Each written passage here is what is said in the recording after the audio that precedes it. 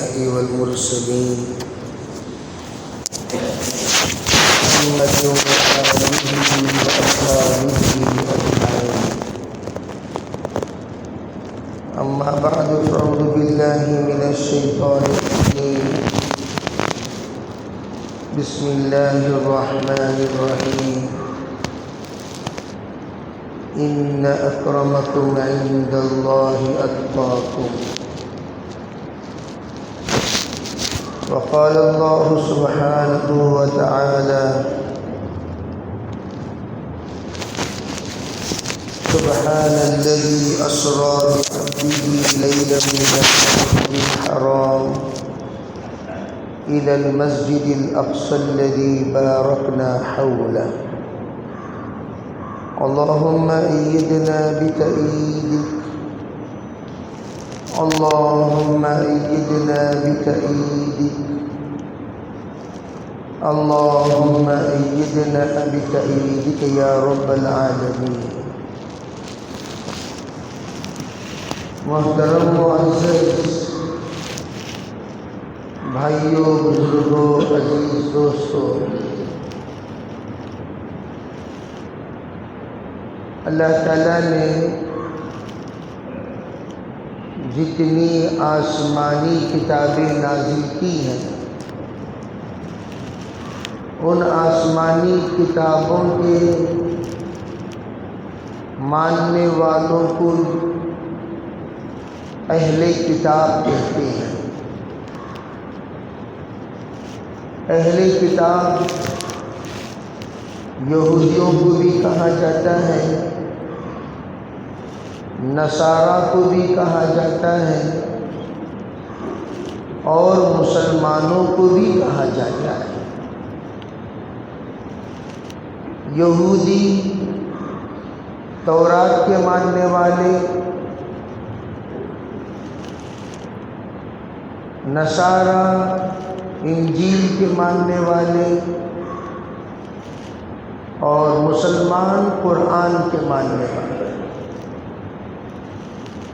ان تینوں کو حقیقت میں آسمانی کتاب کی تابعداری کا فخر حاصل ہے۔ گویا یہ اس مذہب کے تابعدار ہیں جس مذہب کو اللہ نے ان کی زندگی گزارنے کا طریقہ بنا کر عطا کیا۔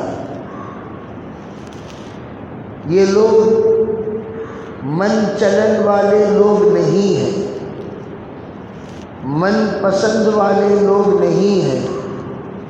اپنے جی میں جو آیا مذہب بنا لیا، اپنے من میں جو آیا اپنا دین بنا لیا۔ اس طرح کے لوگ اہل کتاب نہیں ہیں۔ ان کی بنیادی سب سے اہم بات جو مشترکہ ہے یہودیوں میں، نصارہ میں، مجوسیوں میں، وہ ہے موحد ہونا۔ موحد ہونا یعنی توحید پرست ہونا۔ توحید پرست کیا مانے؟ یہ لوگ تینوں کے تینوں اللہ کو ماننے والے ہیں۔ یہ تینوں اللہ کو ماننے والے ہیں، یعنی ان کے نبی الگ الگ ہیں لیکن ان کا رب ایک ہے۔ یہودیوں کے سب سے زیادہ نبی ہیں، 70,000 انبیاء علیہ السلام کم و بیش صرف یہودیوں میں نازل ہوئے۔ اب یہ ایک عجیب بات بتائی جاتی ہے، یہود یہ نوح علیہ السلام کی اولاد ہے۔ نوح علیہ السلام، حضرت نوح علیہ السلام کے اولاد میں 3 اولاد مسلمان ہیں، حام، سام، یافس۔ تو اس میں سام کے تابعدار ان کی اولاد، ان کی نسل بنی اسرائیل۔ حام والے ہندوستان، پاکستان، بنگلہ دیش۔ یافس والے چپٹی ناپ والے یعنی چائنا، انڈونیشیا، ملیشیا، رشیا، یہ سب کے سب جن کی ناک چپٹی ہوتی ہے اور وہ سب یافس والے ہیں۔ تو یہ جو خاندان بنا ہے، یہ خاندان 3 قسموں میں تقسیم ہوا، حام، سام، یافس۔ تو اللہ تعالیٰ نے قرآن پاک میں جو ذکر فرمایا اصل بنی اسرائیل میں نوح علیہ السلام کا ذکر کرتے ہوئے اللہ تعالیٰ نے وہاں اس بات کی وضاحت فرمائی، ذرا تم لوگ اپنے سلسلے میں یاد کرو کہ تم لوگوں کو ہم نے نجات دی نوح علیہ السلام کی کشتی سے۔ ذرا توجہ کے ساتھ گزشتہ جو میں نے آیتیں آپ حضرات کے سامنے پڑھ کر سنائی، ان آیتوں کی طرف ذرا آپ متوجہ ہوں۔ اللہ تعالیٰ ہر جگہ پر نعمتوں کا ذکر فرماتا ہے۔ ان نعمتوں کے ذکر میں اللہ تعالیٰ نے ایک بات یہ بھی فرمائی، اے بنی اسرائیل ذرا تم لوگ اپنے آپ کو سوچو اور یاد کرو، تم لوگ کون ہو، ذرا دل اور دماغ میں اس بات کو دہراؤ۔ ذریت من حملنا مع نوح، تم وہ ذریت ہو جن کو ہم نے نوح علیہ السلام کے ساتھ کشتی میں سوار کرایا۔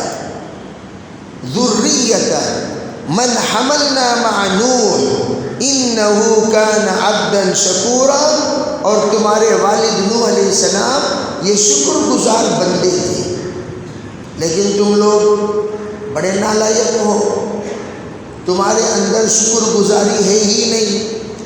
ہر مرتبہ تم لوگ اپنے آپ کو شر پسند بنا کر پیش کرتے ہو، اور تمہاری رذالت کبھی کم نہیں ہوتی، تمہاری شرارت کبھی کم نہیں ہوتی، تمہارے اندر انانیت کبھی کم نہیں ہوتی، تم ہر اعتبار سے بہت ہی زیادہ خبیث الفطرت ہو۔ اس کو اللہ تعالیٰ نے ذکر فرمایا۔ چنانچہ اللہ تعالیٰ نے قرآن پاک میں کئی جگہوں پر اسرائیل کے سلسلے میں تفصیل کے ساتھ بتایا کہ تمہارے اوپر سب سے زیادہ دنیا کی نعمتیں ہم نے نازل کی۔ اور ایک بات یاد رکھو، جس وقت اللہ تعالیٰ کسی قوم پر سب سے زیادہ نعمتیں نازل کرتا ہے اور وہ نافرمانی کرتی ہے تو اللہ کا غضب بھی اتنا ہی نازل ہوتا ہے۔ سب سے زیادہ نبی تشریف لائے بنی اسرائیل میں، اور تمام انبیاء علیہ السلام تشریف لانے کے بعد سب کو عبادت کی، سیاست کی، معاشرے کی، معاملات کی، اخلاق کی تعلیم کی۔ توجہ سے میری بات سننا، نبی جو تشریف لاتے تھے وہ 2 طرح کے ہوتے تھے۔ ایک ہے کافروں میں تشریف لاتے تھے، ایک ہے نبی کی اولادوں میں تشریف لاتے تھے۔ کافروں میں جو تشریف لاتے تھے وہ توحید کی دعوت دیتے تھے، جیسے ہمارے نبی صلی اللہ علیہ وسلم کافروں میں تشریف لائے، توحید کی دعوت دی، یعنی شرک سے بچایا، شرک کی قباحت ان کو سمجھایا۔ تمام جتنے لوگ مختلف قسم کے خداؤں کو مانتے تھے ان تمام سے ہٹ کر اللہ یہ وحدہ لا شریک لہ کو ماننے کی دعوت دی۔ اور پھر قل هو اللہ احد اللہ الصمد لم یلد ولم یولد ولم یکن لہ کفوا احد، جس کو ہم سورہ اخلاص، سورہ توحید کہتے ہیں، اس مضمون کو حضور اکرم صلی اللہ علیہ وسلم نے امت کو سمجھایا۔ کچھ آدھے سے زیادہ انبیاء جو امت میں تشریف لائے وہ نبی تھے جو توحید سمجھانے کے لیے نہیں آئے، توحید والوں کو، کلمہ والوں کو، اللہ کے بندوں کو، اللہ کو ایک ماننے والوں کو اللہ کے تابعدار بنانے کے لیے تشریف لائے۔ چنانچہ آپ قرآن پاک میں اگر توجہ سے دیکھیں گے تو انبیاء علیہ السلام کی تشریف آوری آدھے سے زیادہ عبادتوں میں لگانے، نماز کی ترغیب دینے، معاشرے کو درست کرنے، اخلاق کو درست کرنے، اپنے آپ کو مسلمان بنا کر جینے کے لیے تشریف لائے۔ اب ذرا میری بات سنیے، اس وقت لوگ تبلیغ والوں پر بڑا اعتراض کرتے ہیں۔ کیا اعتراض کرتے ہیں؟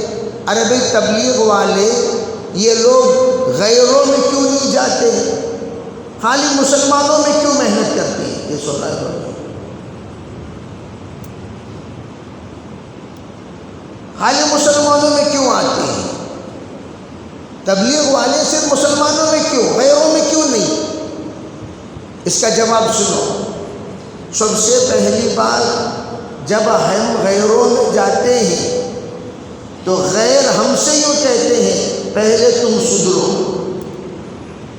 کوئی بھی ایک گاؤں، کوئی بھی ایک محلہ، کوئی بھی ایک گلی، کوئی بھی ایک گھر، کوئی بھی ایک فرد ایسا بتاؤ جو پورا مسلمان ہو۔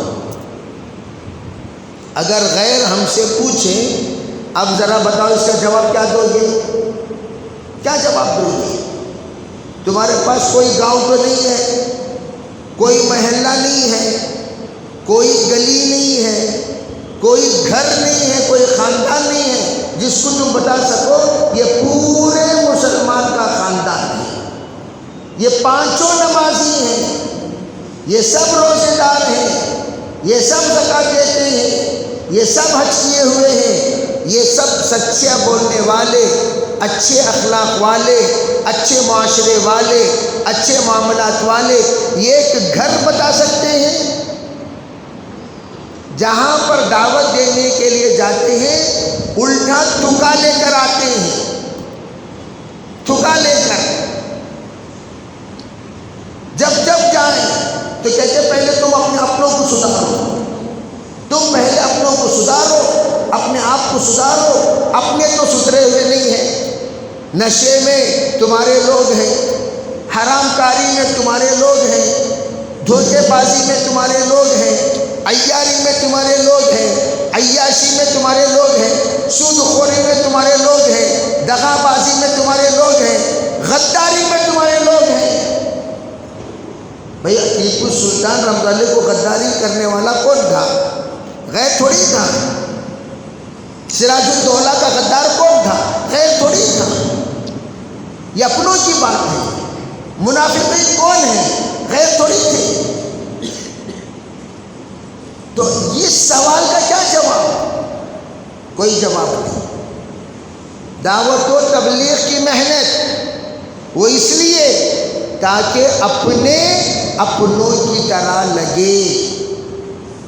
قرآن جو کہتا ہے یا ایھا الذین آمنوا اتقوا اللہ، قرآن کہتا ہے ایمان والو اللہ سے ڈرو، اور پھر کیا کہتا ہے قولوا قولا سدیدا، صحیح گفتگو کرنے والے بنو۔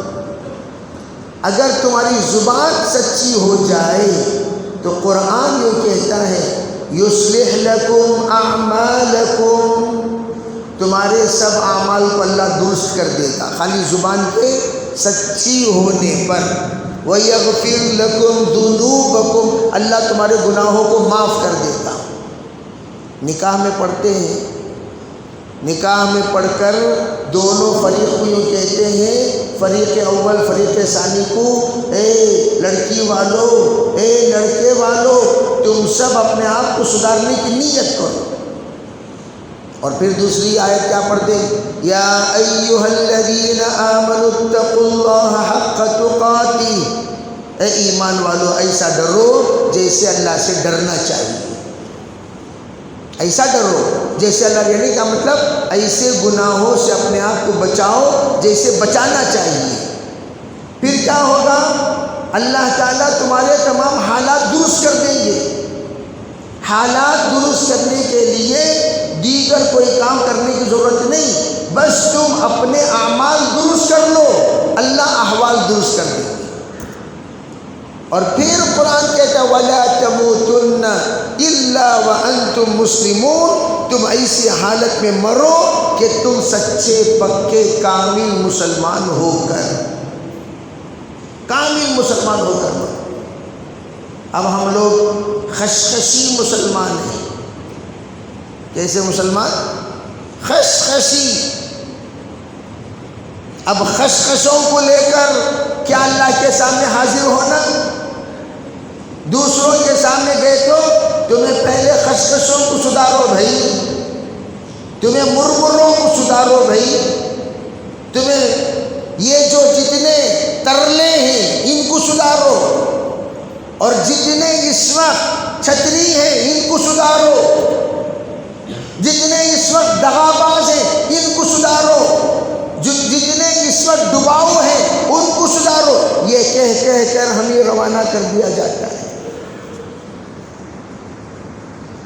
The Muslims is the worst people. The Islam is the best religion. غیر کہتا ہے مسلمان بدترین لوگ، اسلام بہترین مذہب۔ ہونا کیا چاہیے؟ بہترین مذہب کے تابع دار بہترین ہوتے، لیکن ہم بدترین لوگ۔ ہمارے گھروں کے سامنے کچروں کا گڈا، صاف ستھرے رہو بھی، کہاں صاف ستھرے رہتی؟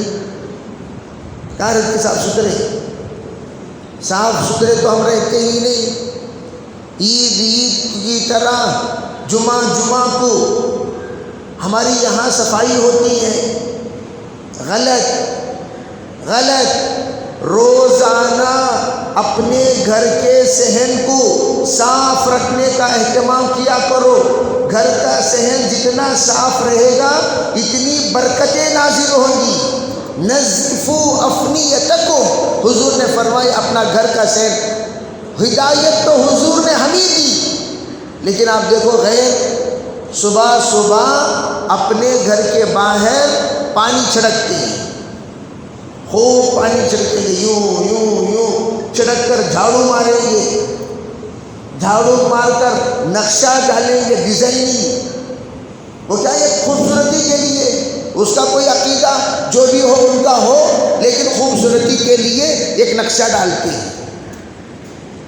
اور ہم لوگ پورا کچرا لاگو گھر کے سامنے رکھتے ہیں، پورا کچرا غلیظ بو۔ جتنا کچرا مسلمانوں کے علاقوں میں ہوتا ہے کسی اور کے علاقوں میں نہیں ہوتا۔ ہم سب گلی والے مل کر کیا اس بات کا اہتمام نہیں کر سکتے؟ بھئی ہمارے گلی کو ہم صاف ستھرا رکھیں گے، ہمارے گلی میں کوئی کچرا نہیں ڈالے گا۔ کیوں بھئی؟ ہمارے گلی میں 100 روپے ہم جمع کر کے ہر مہینہ ایک بھنگی کو بلا کر ارے بھئی نالا صاف کر۔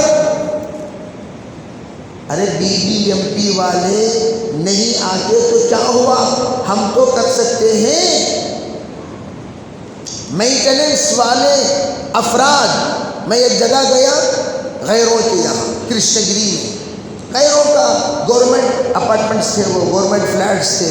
ہم جو گئے تو ایک جماعت انہوں نے بتائی، یہ غیروں کی جماعت ہے، یہ ذمہ دار ہیں اس فلیٹ کے، یہ ان لوگوں کا کام کیا؟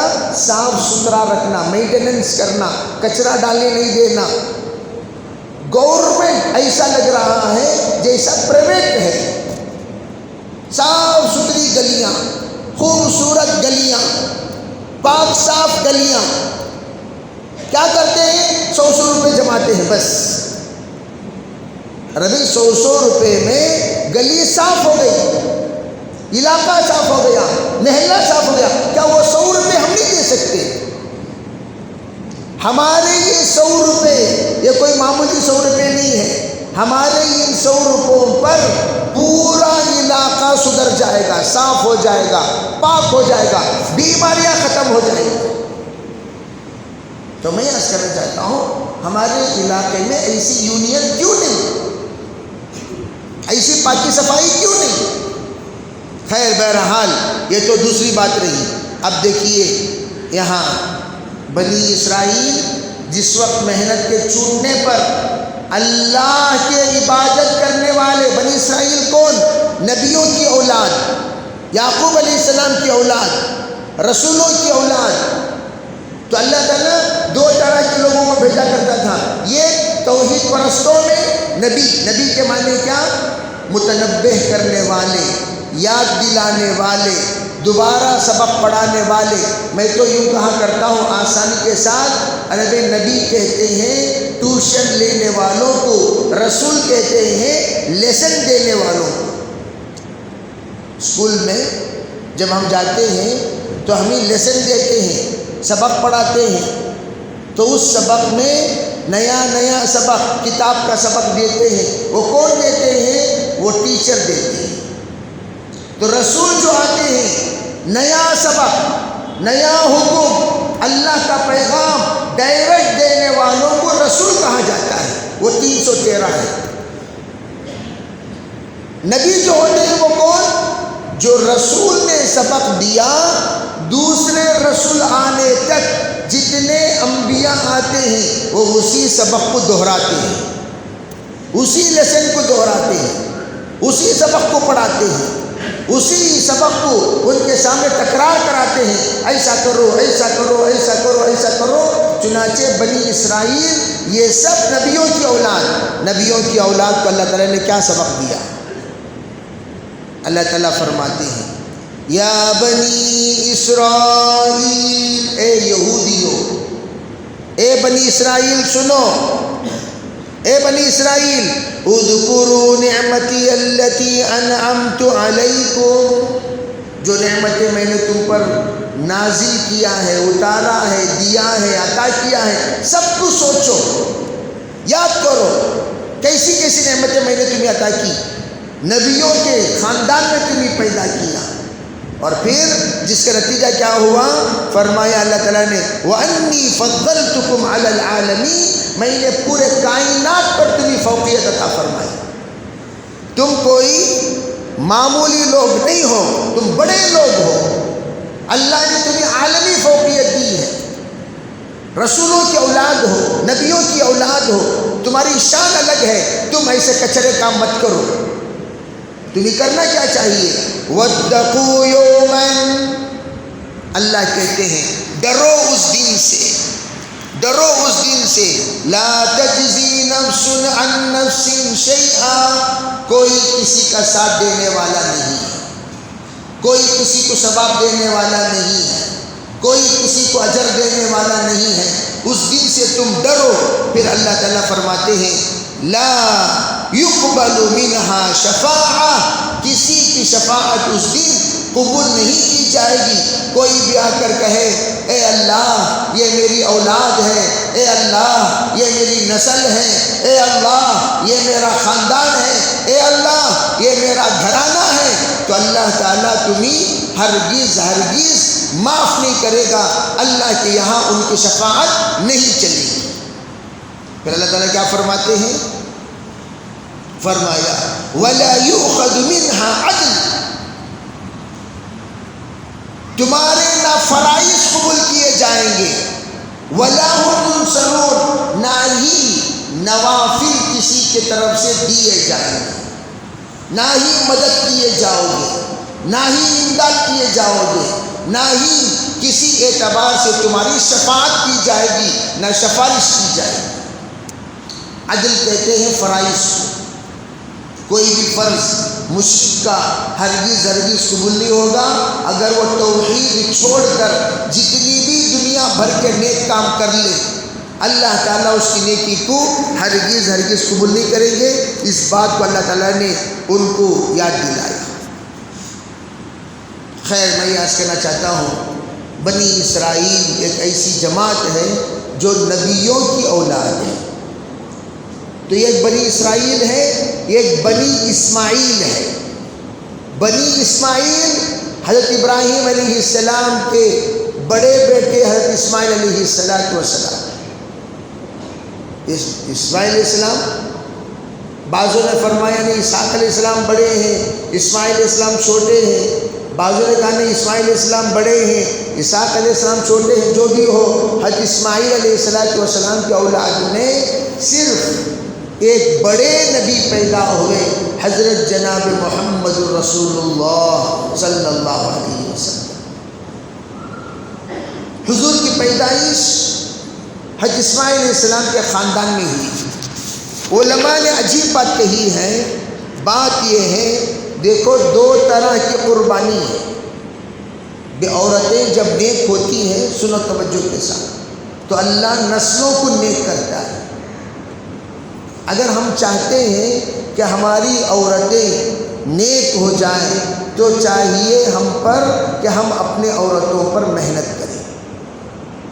اس وقت میرے عزیز بھائیوں، بڑے افسوس کے ساتھ یہ بات ظاہر کرنی پڑ رہی ہے، ہماری اولاد کے بگاڑنے میں سب سے بڑا ہاتھ ہماری عورتوں کا ہے، سب سے بڑا ہاتھ۔ وہ کیسے؟ ان لوگوں نے بعض نشے کی جگہ پر کارگزاری لینے سے یہ بات واضح ہوئی، بعض بچوں کو ماؤں نے پیسہ دے کر نشے کا عادی بنا دیا۔ وہ آتا تھا، وہ روتا تھا، گڑ گڑاتا تھا، مانگتا تھا، ماں کی ممتا کب تک برداشت کرے اس بات کو کہ اولاد کا رونا کب تک برداشت کرے، گڑ گڑانا کب تک برداشت کرے۔ ماں اپنے وہ پیسے جو تھوڑا تھوڑا جمع کر کے رکھتی تھی اپنے آئندہ کام آنے کے لیے، وہ پیسوں کو اٹھا کر دے دیا کرتی تھی، اس کے رونے پر، گڑ گڑانے پر، ماتم کرنے پر، اس کے ہنگامہ کرنے پر ماں اٹھا کر دے دیا کرتے تھی۔ کبھی بھی اپنے رشتہ داروں کو میرے بیٹے کی عزت نہ جائے، کوے کو کوے کا بچہ پیارا، میرے بیٹے کی عزت نہ جائے۔ تمام ماں اپنے بچوں کو انتہائی فرشتہ سمجھتی ہے، وہ حالانکہ ایک نمبر کا رزیق ہوگا، رزیق، انتہائی کمینہ طبیعت کا انسان، انتہائی شریف سمجھتی ہے، وکالت کرتی ہے، میرا بچہ ایسا نہیں، میرا بچہ ویسا نہیں۔ بعض بہویں آ کر شکایت کرے تمہارا بیٹا ایسا کر لیا تو کیا ہوا؟ ایک ماں کہتی ہے ان کے بابا مجھ سے زیادہ کرتے تھے، یہ مثال دیتی ہے، کیا ہوا؟ کیا کرا؟ نے مجھے تھپڑ ماریا، تھپڑ ان کے بابا مجھے لات مارتے تھے، کیا مطلب؟ لات مارنے تک صبر کر، نہیں انہوں لا کر یہ کرتے ہیں وہ کرتے ہیں، گنجا پیتے ہیں وہ پیتے ہیں، تو یہ کیا کہتی ہے؟ گنجاش نامہ، ان کے بابا تو اس میں ڈب کو نکلے سو، شرافت بتاتے ہیں۔ تو یہ مت سمجھ کہ میرا بیٹا جو کر رہا ہے وہ کم کر رہا ہے، اس کا بابا اس سے آگے تھا اور یہ اس سے آگے تک پہنچے گا، تب تک تو صبر کر۔ آخر میں پوچھو ان کے بابا کہاں ہی؟ ان کے بابا کہیں نہ کہیں نالے میں مرا، کسی نہ کسی دنگے میں مرا، کوئی نہ کوئی قتل کر دیا، نشے میں مرا، شراب میں مرا، لا حول ولا قوہ۔ ایسی حالات سننے کو ملتے ہیں، شرم آتی ہے۔ یہ لوگ مسلمان ہیں،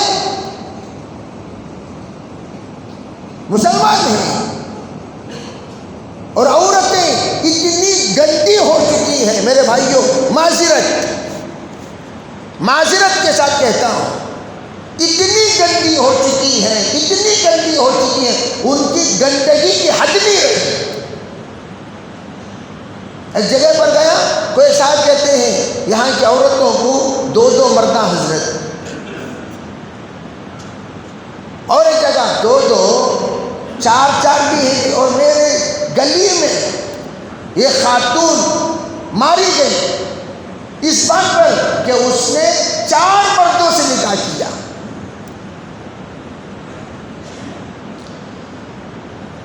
اور چاروں کے چاروں بیرون کے. کوئی 2 سال میں ایک بار آتا تھا, کوئی 3 سال میں ایک بار آتا تھا, کوئی 1 سال میں ایک بار آتا تھا, کوئی 5 سال میں ایک بار آتا تھا. تو اس کو کیا پڑا بھائی؟ وقت پر وہ آتے 2 مہینے کے لیے, چلو بھائی ایک مرد کیا 4 مردوں سے نکاح کر لو. اتفاق کے بعد ان میں سے 2 مردوں کا ایک ہی جگہ پر آنا ہو گیا, ایک ہی جگہ پر ملاقات ہو گئی, اتفاق کی بات. اور آپس میں بیچارے تسلی کے لیے اپنی بیویوں کو فون میں بتا لیا کرتے ہیں. تو اس نے فون میں بتایا, یہ دیکھو بھائی ہماری بیوی. انہیں حیران, انہیں میری بیوی نا, کب نکاح ہوا, کہاں ہی انہوں, پورا ایڈریس پوچھا تو سیم ٹو سیم وہی ایڈریس بتایا جو اس کی بیوی کا ہے. اتفاق کی بات, ایسا ہوتا نہیں لیکن ہو گیا. اتنا غصے میں آیا, شوہر خود آ کر, جمعے کی نماز ہو رہی ہے گلشن بغداد مسجد میں, بازو شوہر آیا اپنی بیوی سے خیر خیریت پوچھنے کے لیے, اور آ کر وہیں پر رسی ڈال کر اسے مار دیا. ایسی عورت کے رہنے سے نہ رہنا بہتر ہے. فوراً جمعے کے بعد فلائٹ تھی, فلائٹ سے نکل گیا. یہ ہے بنگلور کا ماحول. اتنا گندا ہو چکا ہے بنگلور, اتنا گندا ہو چکا ہے, اتنا گندا ہو چکا ہے. اب جناب مسلمانوں کے لیڈر, دیگر تمام ذمہ داران ایسے آ کر گفتگو کرتے ہیں, بنگلور فرشتوں کا مرکز, بنگلور دینداروں کا مرکز, بنگلور نیک پوتر پاک و پوتر لوگوں کا مرکز. عورتوں کو تم لوگ دین سکھاتے ہی نہیں. کتنی عورتیں اپنے گھروں میں نماز پڑھتی ہیں بتاؤ؟ مرد نمازی گھروں کی عورتیں نماز نہیں پڑھتی. نمازی گھروں کی عورتیں نماز نہیں پڑھتی. تم لوگ پڑھتے ہو بھائی, تم مسجد کو آتے ہو, پڑھتے ہو, جمعے میں بیان سنتے ہو, تعلیم میں بیٹھتے ہو, ملاقاتوں میں جاتے ہو, چلو بھائی 3 دن نکل جاتے ہو جماعتوں میں بھی, لیکن تمہاری عورتوں کو کبھی جماعتوں میں لے کر گئے نہیں. کیوں؟ ہمیں تم لوگوں کو تو درگاہ سے فرصت نہیں. بیوارسی پھر جیسا عورت پھرتی رہتی ہے اور تم بھی پھرتے رہتے ہو. چلے جاؤ چلے جاؤ چلے جاؤ. کتنے مسائل لا حول ولا قوہ. بنگلور میں بہن کو ایک ہی نکاح میں رکھے ہوئے لوگ آپ کو 50 سے زیادہ ملیں گے. ایک نکاح میں 2 بہنیں. ان تجمع بین الاختین حرام ہے. قرآن نے منع کیا کہ 2 بہنوں کو ایک جگہ پر جوڑ نہیں سکتے, لیکن کتنی ایسے گھر ہیں. ریلوے ٹریک میں ایک صاحب کا انتقال ہوا, کہنے لگے حضرت ذرا آؤ تعزیت کی بیان کرنے. ریلوے ٹریک کے پاس میں جانے لگا تو کہنے لگا مولانا کہاں ہوا جا رہے. ارے انہیں کون معلوم کہ حضرت جی دو بہنوں کو ایک نکاح میں رکھا سدمی. صاحب کا انتقال ہوا, شادی سے نکاح کر لیا. 2 بہنیں ایک نکاح میں. کتنے لوگ بیوی سے تعلق, سالی سے بھی تعلق. لا حول ولا قوہ. شرم آتی ہے حالات بیان کرنے کو مسجد میں بیٹھ کر. تھو ہماری زندگیوں پر. اور دیکھنے میں کون ذرا بتاؤ بھی بولے تو حضرت ٹوپی پہننے کو, سرما لگانے کو, سفید لباس میں صوفی کی طرح لگتے ہیں. تو میں عرض کرنا چاہتا ہوں ان تمام چیزوں کو کنٹرول کیسے کریں. کون جی وہ تم اٹھ کو جاؤ, باہر جاؤ, اٹھ کو باہر جاؤ, اٹھ کو باہر جاؤ. تمہارا خاندان میں بھی ہے کیا؟ یہ ایسے لوگ ہیں جو غلط ماحول کو ساتھ دیتے ہیں. تو میں عرض کرنا چاہتا ہوں ہمارے مستورات کو ہم لوگ 5 کام کریں.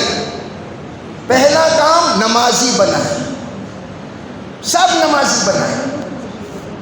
نماز سب سے بڑی دعوت، سب سے بڑی دعوت. آسانی کے ساتھ، پیار محبت سے، ایسے ماحول میں مستورات کو لے جانے کی ترتیب بناؤ. دیکھو ایسے لوگ کہیں انہی لوگوں سے ماحول خراب ہوتا ہے. یہی لوگ ہیں انتہائی خبیث النفس، خبیث الفطرت، اور انہی لوگوں سے پورا علاقہ. آپ چلو میں گشت کراتا ہوں. درد ہوتا ہے. ارے بھائی مسلمان عورتیں کہاں جا رہی ہیں؟ کس کے ساتھ جا رہی ہیں؟ کیسے جا رہے ہیں؟ تم نے کیا محنت کیا؟ پوچھو اس سے پوچھو کیا محنت کیا؟ اس سے پوچھو کیا محنت کیا؟ کوئی بھی ہو، علماء سے پوچھو کیا محنت کیے، تبلیغ والوں سے پوچھو کیا محنت کیے. اور ہم کچرے کے لوگوں میں جا کر دعوت کا کام کیے. جہاں پر تم 5 منٹ بیٹھ نہیں سکتے، وہاں ہماری خواتین صبح سے لے کر شام تک وقت گزاری اور ان عورتوں کو کلمہ پڑھایا، نماز پڑھائی، قرآن سکھایا، حدیث سکھائی. وہ بہنیں رونے لگی، آج تک ہمیں کلمہ کسی نے آ کر نہیں پڑھایا. کیوں؟ ہماری حلیہ دیکھ کر دور بیٹھ جاتے. ارے کچرے والی عورت کے پاس کون نہیں بیٹھتا؟ کون بیٹھتا؟ اور جا کر دیکھیے سلم ایریاؤں میں کتنی محنت ہماری خواتین کرتی ہیں دعوت و تبلیغ کی. اور تم لوگ بھائی ہم آپ سے کہتے ہیں آپ اپنے یہاں جماعتوں کا تقاضا رکھو، کہو ارے بھائی جماعتوں کو ہمارے یہاں بھیجو، جماعتوں کو ہمارے یہاں بھیجو. ہماری عورتوں میں آ کر آپ کی عورتیں دین کا کام کریں. ہماری عورتوں کی جماعتیں جو نکلتی ہیں 3 دن کے لیے، وہ کریا جاتی ہیں، گاؤں جاتی ہیں، سلم ایریا آتی ہے. میں پرسوں تمام جماعتوں کو یہ بات عرض کر رہا تھا، تم لوگ یہ نہ دیکھو جس جگہ پر ہمارا قیام ہے وہاں پر پنکھا ہے کہ نہیں ہے، وہاں پر خوبصورت مکان ہے کہ نہیں. مت دیکھو. جھوپڑی ہے چلے جاؤ، صحابہ کو یاد کر کے چلے جاؤ. انشاءاللہ تمہاری یہ محنت ان غریب عورتوں کے اندر دین لانے کی کوشش کرے گی، رنگ لائے گی. پھر دیکھنا اللہ رب العزت آپ کے وہاں قیام کرنے کی بدولت فرزر ٹاؤن کے آفیشیل ایریا میں قیام کرنے والی عورتیں جا کر جھوپڑی میں قیام کریں. جو زندگی میں کبھی AC سے باہر نہیں نکلے، جھوپڑی میں جا کر کام کریں. اس لیے میں ساتھیوں سے کہتا ہوں یہ فکر صرف ہمارے مرد کریں گے میرے بھائی، کوئی نہیں کرے گا. صرف ہمارے مرد کریں گے. محلے میں چند نوجوان کھڑے ہو جاؤ، چند نوجوان کھڑے ہو جاؤ، چند بڑے کھڑے ہو جاؤ اور یوں کہو انشاءاللہ ہم اپنی محنت کریں، ایسی محنت کریں گے، ہماری عورتوں کے بارے میں فکر کریں گے، ان کو جوڑیں گے، ان کو ایک جگہ پر جمائیں گے. انشاءاللہ ہمارے دعوت و تبلیغ کے ساتھی آئیں گے، ساتھ دیں گے، آپ کے درمیان چلیں گے، پھریں گے، پھر ایک جگہ پر جوڑ کر انشاءاللہ دعوت کا کام ایسا کریں گے. اللہ تعالیٰ ان غریبوں کے محلے کو ایسا دیندار بنائے گا، ایسا دیندار بنائے گا. آپ دیکھتے رہ جائیں گے. جہاں پر شرابی تھے، کبابی تھے، آج ماشاءاللہ تہجد گزار ہو گئے. کٹکن ہلی کو کون نہیں جانتا؟ شراب جہاں سے سپلائی ہوا کرتا تھا، آج ماشاءاللہ کٹکن ہلی میں آپ چلے جائیے، ایک بھی شراب کی دکان نہیں ہے. ایک بھی. اللہ کا فضل ہے، اللہ کا کرم ہے. کیسے بھی ہوا؟ یہ صاحب کہنے لگے اللہ کا شکر ہے حضرت، یہ ہمارا محلہ شرابیوں کا اڈا بھی تھا، شراب بنانے والے بھی تھے، عورتیں شراب بنا کر سپلائی کرتی تھی. جب پولیس آتے پورے عورتیں مل کر ان کا مقابلہ کرتی تھی. لیکن آج جب دین کا کام ہوا، عورتوں نے اپنا پیر سے اس مٹکے کو لات مارا جس سے شراب بنایا جاتا ہے. انہوں نے لات مارا، عورتوں نے لات مارا. اللہ نے ان کے اندر کیسے فکر پیدا کیا، کیسا درد پیدا کیا، کیسے ان کے اندر ہمدردی آئی. وہی عورتیں ماشاءاللہ آج مکتب میں قرآن پڑھنے کے لیے عورتوں کو جوڑنے والی بن گئی. ان کو راستہ بتایا گیا حلال طریقے سے اپنے گھر چلانے کے لیے کیا کرنا چاہیے. ماشاءاللہ کیا. جو کڑک مرغی کی طرح اپنے گھر میں بیٹھا رہتا ہو اسے کیا پتا. کڑک مرغی کو کیا پتا. کڑک مرغی کو کچھ پتا ہے. کنویں کے مینڈو کچھ پتا ہے. جو پھرتا ہے چلتا ہے اسے پوچھو.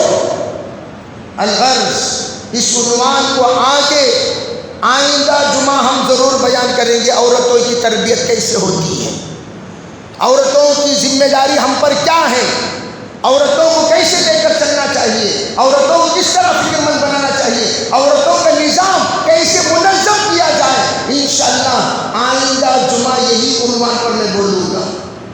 سب نیت کریں گے انشاءاللہ. کون کون نیت کرتے ہیں ہاتھ اٹھاؤ بھائی. اللہ بے انتہا قبول فرمائے. وآخر دعوانا الحمدللہ رب العالمین.